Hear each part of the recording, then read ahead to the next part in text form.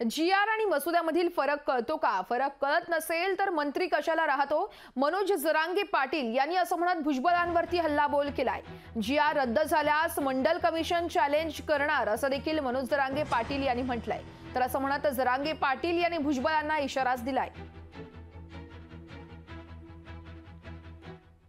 तू एवढं शान आहे, तुला मसुदा कळतो का?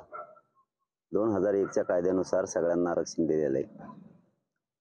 मराठ्यांना आरक्षण देण्यासाठी जर विधानसभा असली तर कायदा पारित होतो।